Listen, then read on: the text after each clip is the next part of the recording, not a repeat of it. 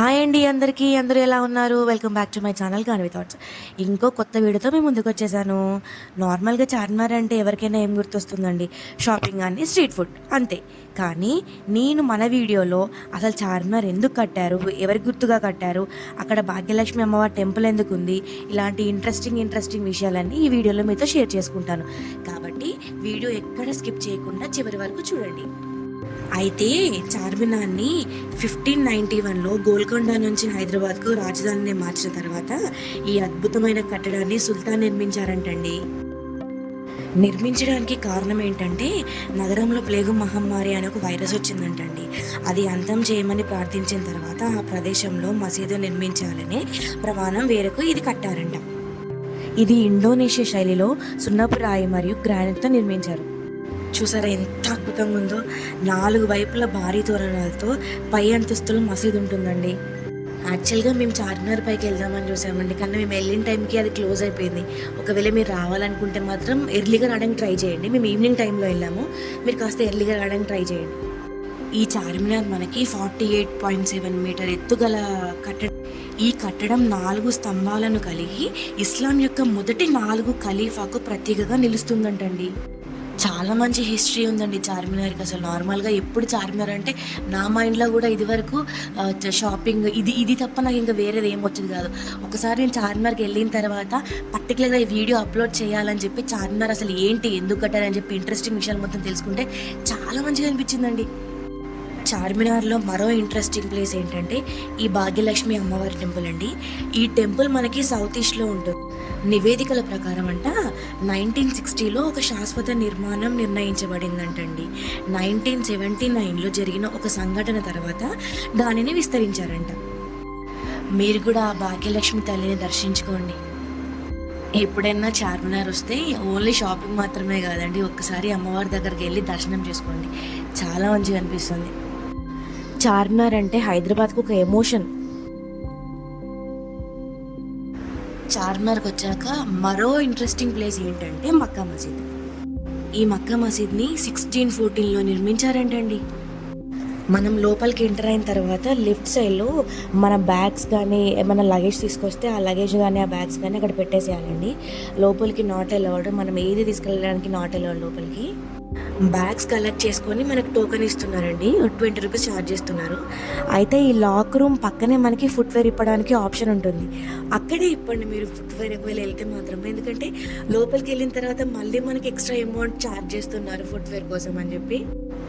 మంచి scenery place, మళ్ళీ చాలా పీస్ఫుల్గా ఉందండి. అక్కడ ప్రశాంతంగా అనిపించింది నాకు ఎందుకు. అయితే అక్కడ వాటర్ ఉంటాయండి. ఆ వాటర్ ఏంటంటే అక్కడ బోర్డు పెడతారు మనకి, చాలా స్ట్రిక్ట్ రూల్స్ ఉంటాయి.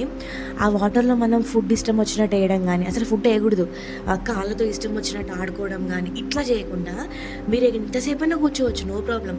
ఎంతసేపైనా కూర్చోవచ్చు, ఫొటోస్ తీసుకోవచ్చు, వీడియోస్ తీసుకోవచ్చు, ఎలాంటి రిస్ట్రిక్షన్స్ ఉండవు.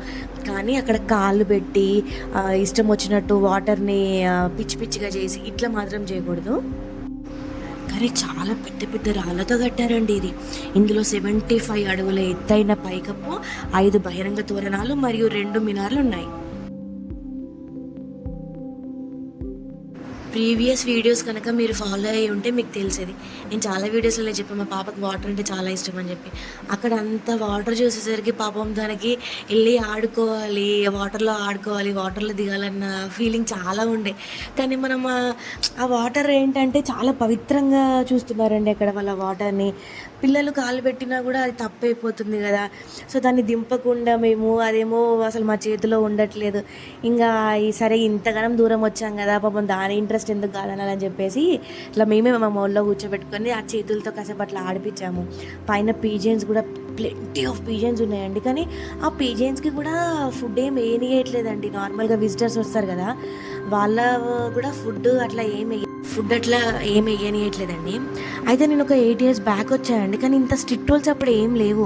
పీజియన్స్కి ఫుడ్ ఏమి ఇస్తున్నారు, ఇన్ఫ్యాక్ట్ అక్కడే ఫుడ్ వాళ్ళే అక్కడ ఫుడ్ అమ్ముతున్నారు. ఆ ఫుడ్ మనం తీసుకొని ఎన్ని పీజియన్స్ కంటే అన్ని పీజియన్స్కి మన ఫుడ్ మన చేతులతోనే వేసుకొని టైం స్పెండ్ చేసుకోవచ్చు. కానీ ఇప్పుడు అట్లా లేదండి, రూల్స్ మొత్తం మారిపోయి అసలు ఫుడ్ అనేది నాట్ అలౌడ్ లోపలికి. ఇంకా వాళ్ళ నాన్న దగ్గరుండి జాగ్రత్తగా కాళ్ళు కింద పెట్టకుండా ఆ చేతులతోనే కాసేపు అట్లా ఆడిపించాడు. ఎంత హ్యాపీగా ఫీల్ అవుతుందో అసలు ఆ వాటర్తో ఆడుకుంటుంటే పాపం.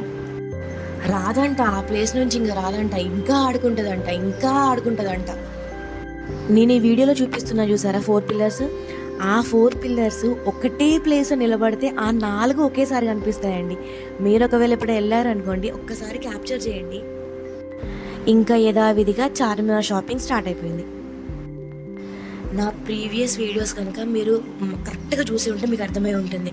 నేనెళ్ళిన ప్లేసెస్‌లలో ఏదన్నా బావుంది, చూడాల్సిన ప్లేస్ ఏదైనా ఉందంటే నేను మస్ట్ విజిట్ అని చెప్పి కంపల్సరీ చెప్తాను. ఓకేగా ఉన్న ప్లేసెస్ ఇలాంటివేమన్నా ఉంటే మాత్రము అంత టైం పెట్టుకొని మరి వెళ్ళాల్సిన అవసరం అయితే ఏం లేదని చెప్తా. కానీ ఎవరన్నా ఈ చార్మినార్‌కి వెళ్ళాలి అని ఎప్పటినుంచో పోస్ట్‌పోన్ చేసుకుంటూ వచ్చే వాళ్ళకి మాత్రము నేను నా సజెషన్ ఏంటంటే ఖచ్చితంగా ఫ్యామిలీతో ఒకరోజు టైం స్పెండ్ చేయండి చార్మినార్‌కొచ్చి.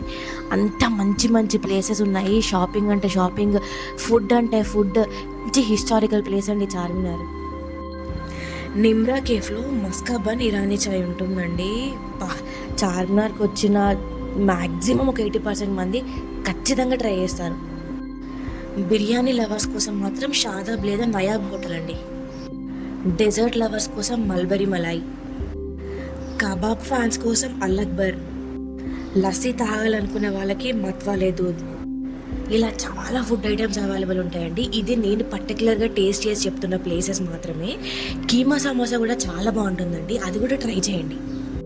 మీరైతే ముందే ప్రిపేర్ అవ్వండి. మీరు ఎలాంటి టైంలో చార్మినార్ వెళ్ళినా కూడా మీరు ఎప్పుడు చూసినా అక్కడ క్రౌడ్ మాత్రం తగ్గదండి. ఆ క్రౌడ్ వెళ్ళే వాళ్ళు వెళ్తూనే ఉంటారు, వచ్చేవాళ్ళు వస్తూనే ఉంటారు. చార్మినార్ కేవలం ఒక కట్టడం మాత్రమే కాదంటండి. ఇది ఒక సాంస్కృతిక మరియు వారసత్వానికి చిహ్నమంట. సో, అలా నాకు కావాల్సిన షాపింగ్ నేను చేసేసి, పాపకి కావాల్సిన షాపింగ్ పాపకి తీసేసుకొని, మన ఇంట్లో మనకి బ్యాంగిల్స్ కలెక్షన్ ఎంతున్నా గూడా చార్మినార్‌కొచ్చామంటే బ్యాంగిల్స్ కంపల్సరీ తీసుకోవాలి. సో, నేను గూడా అంతే. నాకు బ్యాంగిల్స్ తీసుకున్నా. ఇంకా బ్యాక్ టు హోమ్. పాపం ఇన్ని ప్లేసెస్‌కెళ్ళాను నేను. ఏ రోజు నా హస్బెండ్ కోసం తను ఖర్చు పెట్టుకోడండి. ఎప్పుడు పాప కోసం గానీ, నా కోసం గానీ. మీ ఇంట్లో మీ హస్బెండ్స్ కూడా ఇంతేనా అండి? వాళ్ళ ప్రయారిటీస్ అన్ని పక్కన పెట్టుకొని ఎప్పుడు పిల్లల కోసం, వైఫ్ కోసం ఆలోచిస్తారా? అయితే ఇక్కడ ఇంకొక చూడాల్సిన ప్లేస్ ఒకటుందండి. ఇక్కడ శివ మందిర్ అని చెప్పి లెఫ్ట్ సైడ్‌లో ఉంటుంది మనకి. ఇది కూడా చాలా పురాతనమైన కట్టడం అండి. ఇక్కడ లింగం ఉంటుందనమాట. లింగం ఆకారంలో ఉంటుంది శివుడు. ఇది కూడా చాలా బావుందండి ప్లేసు. ఇంకా మనస్ఫూర్తిగా శివయ్యని కూడా దర్శనం చేసుకొని బ్యాక్ టు హోమ్. ఈ వీడియో మీకు నచ్చిందా అండి? ఈ వీడియో చూసి ఏమన్నా ఇంట్రెస్టింగ్ విషయాలు తెలుసుకున్నారా? మీకేమన్నా కొత్తగా అనిపిస్తే మీరు తెలుసుకున్న విషయాలు ఏమైనా ఉంటే నాకు కామెంట్ బాక్స్‌లో కామెంట్ చేయండి. ఈ వీడియో చివరి వరకు చూసినందుకు థ్యాంక్ యూ సో మచ్. మళ్ళీ నెక్స్ట్ వీడియోలో కలుసుకుందామండి. అప్పటి వరకు ఉంటా. టాటా! Bye bye. See you. Don't forget to subscribe my channel Ganavi thoughts.